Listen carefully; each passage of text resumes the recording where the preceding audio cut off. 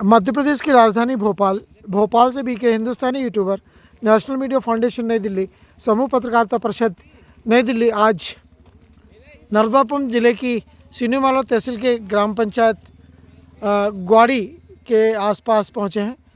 यह गांव हथनापुर और इस हथनापुर पर यह हाथीगढ़ की नदी और यह हाथीगढ़ का पुल। किसी समय की बात है कि वरिष्ठ पत्रकार बीके हिंदुस्तानी अपने मामा गांव हथनापुर छत्तीसगढ़ भिलाई से आते थे और 2 महीना यहाँ पर खेलते और कूदते थे। ये जो कैमरा जिधर दिखा रहा है उस समय के माने हुए पटेल हरनारायण पटेल के खेत हैं।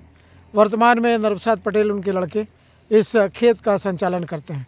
सूर्य भगवान अपनी दिन भर की सेवाओं को देकर अब अन्य देश के दौरे पे जा रहे हैं। समुद्र पर की गोद में स्नान करने के बाद वे अन्य देश के दौरे पर पहुंच रहे हैं। आज उन्होंने जो सेवाएं दी है इस माँ की गोद पर, उसके लिए पूरे देश के लोग उनका आभार व्यक्त करते हैं। यह हाथीगढ़ नदी, इसका इतिहास हम 10 मिनट बाद आपको गूगल के माध्यम से बताएंगे कि हाथीगढ़ नदी का अस्तित्व क्यों आया और आज हाथीगढ़ नदी का क्या स्वरूप है और इससे पहले हाथीगढ़ नदी का क्या स्वरूप था, इसके बारे हम गूगल से आपको पूरी जानकारी 10 मिनट बाद में देंगे। यह पुराना रास्ता जो आपको हम दिखा रहे हैं, एक समय की बात है कि पहले यहाँ पर पैदल रास्ता हुआ करता था, पत्थरों के ऊपर से लोग आया जाया करते थे।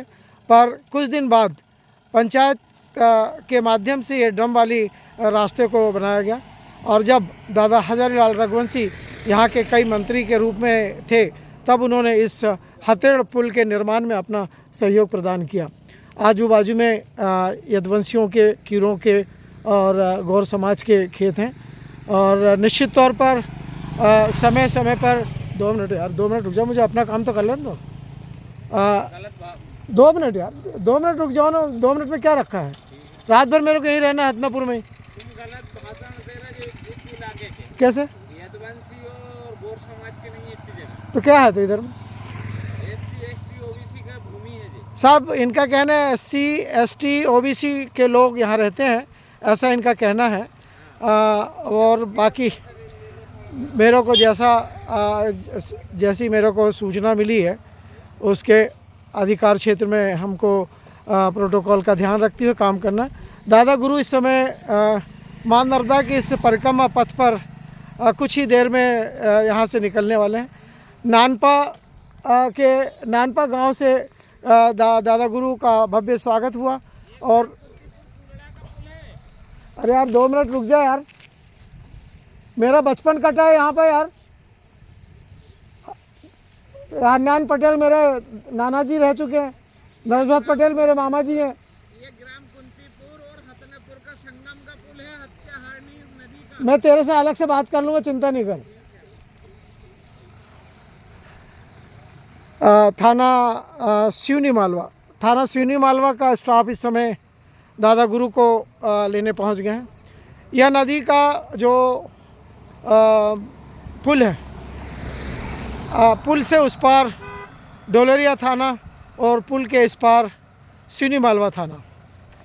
अब सिवनी मालवा थाने के प्रभारी उइके जी दादा गुरु के स्वागत में अपनी टीम के साथ में उपस्थित हुए हैं। शायद चूँकि कैमरा दूर है इसलिए स्टाफ में कौन कौन लोग आए हैं ये जानकारी हमें अभी नहीं मिल पाई है।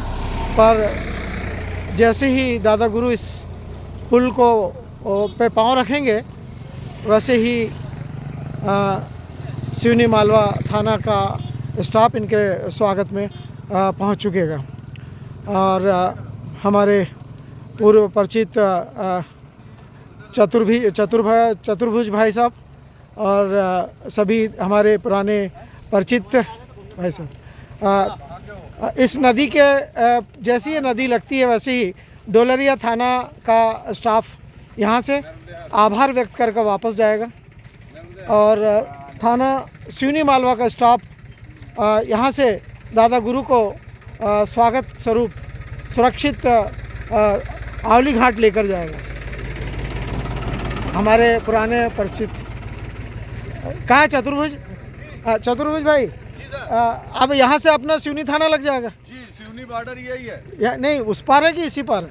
आधे आधे में है। आधे आधे में है, नर्मदे है। हमारे चतुर्भुज भाई साहब जो है हमारे पुराने परिचित हैं।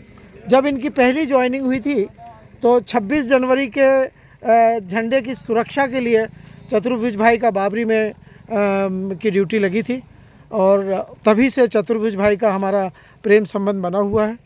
एक पुलिस और पत्रकार के बीच में प्रेम बना हुआ है और हम आज भी जुड़े हुए हैं। और सर, अभी मैंने उइके सर का नाम लिया और उइके साहब दिखाई दे रहे हैं, क्योंकि कैमरा दूर था इसलिए बताने में असुविधा हो रही थी। फिर भी मैंने अंदाज से बताया था कि उइके जी आएंगे दादा गुरुजी के स्वागत और सुरक्षा के लिए। मैं अपनी पूरी टीम के साथ में उइके सर का स्वागत करता हूं, अभिनंदन करता हूं, क्योंकि जब जब भी हमें सिवनी थाने की आवश्यकता पड़ी सुरक्षा के दृष्टिकोण से, उइके जी ने हर सेकंड में हमारों को सुरक्षा देने का प्रयास किया है। उम्मीद है कि दादा गुरु अब कुछ ही देर बाद सिवनी मालवा थाना क्षेत्र के अंतर्गत आने वाले हैं और पूरी सुरक्षा और स्वागत की जवाबदारी अब यहाँ के थाना प्रभारी एवं स्टाफ की रहेगी। चूँकि आज आंवली घाट में दादा गुरुजी का भव्य गौशाला में भी कार्यक्रम है। आंवली घाट के शंकर भगवान की प्रतिमा के नीचे जो पंडाल लगाया गया है वहाँ पे उनका स्वागत कार्यक्रम का आयोजन किया गया है। उम्मीद है कि आज का जो रात्रि विश्राम का कार्यक्रम रहेगा निश्चित रूप से भव्य रहेगा एवं प्रमाणित रहेगा। सर, आपका शुभ नाम? आपका कहाँ से सर? आप अमलाड़ा डोंगर से। सर, आप ये बताइए कि जो मां नर्मदा के दोनों तटों में जो परिक्रमा संत लोग करते हैं उनके दो उपदेश रहते हैं। पहला, मां नर्मदा को स्वच्छ रखना, पेड़ों को बचाना और मानव की सेवा करना। तो आपके क्या भाव हैं? ये तीनों चीज़ आपके मन में भी रहती है कि नहीं रहती? जरूरी है ना, बिल्कुल रहना चाहिए ना। भाई साहब का भी ये कहना है कि मानव जीवन में तीन चीज़ की आवश्यकता होती है, जल और जीवन। और जीवन जो है पेड़ों से है और जल से है। और निश्चित तौर पर आज हम मां नर्मदा के इस पावन तट दक्षिण पे और यह हथेड़ नदी का संगम ऐसा बताते हैं कि हथेड़ नदी कई वर्षों से किसानों की सेवाओं में लगी रहती है और जब ये रुद्र रूप लेती है तो आसपास के सभी क्षेत्र जलमग्न हो जाते हैं, ऐसा यहाँ के लोग बताते हैं। मैं वरिष्ठ पत्रकार बीके हिंदुस्तानी, चूँकि मेरा मामा गांव भी हतनापुर है और जब भी हम भिलाई जो अब छत्तीसगढ़ में आ गया है वहाँ से जब 2 महीने की छुट्टियों पे आते थे तो इसी हथेड़ नदी के तटों पर, दोनों तटों पर स्नान करते थे। एक कहू का झाड़ शायद अभी है कि नहीं जानकारी नहीं है, उस कहू के झाड़ से हम जंप लगाते थे और तैरते थे और जीवन का आनंद लेते थे। कुछ देर पहले अभी गांव के कुछ लोगों ने हमारे चैनल के माध्यम से दादा गुरु और सरकार से कुछ मांगने की इच्छा व्यक्त की है। हम कुछ ही देर बाद कैमरा उन तक भी लेके जाएंगे और उनकी विशेष जानकारी आप तक देने का प्रयास कर। क्या हो गया सर हाथ में? अच्छा, मैं सोचा कुछ हो गया करके। हमारे सुरक्षा का ध्यान रखने वाले हमारे प्रिय हमारे मध्य प्रदेश सरकार के पुलिस विभाग के सभी लोग जो हमें समय समय पर प्रेम और सहयोग देते हैं, हम उनका आभार करते हैं और उम्मीद करते हैं कि आने वाले समय में इसी भव्यता के साथ और इसी संस्कार के साथ में हम मां नर्मदा की सेवा में लगे रहेंगे और सभी लोग लगे रहेंगे, तन मन धन से लगे रहेंगे।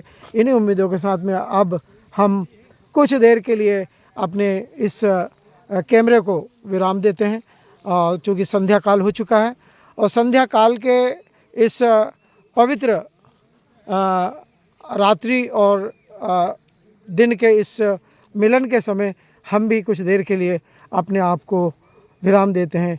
जय हिंद, जय भारत।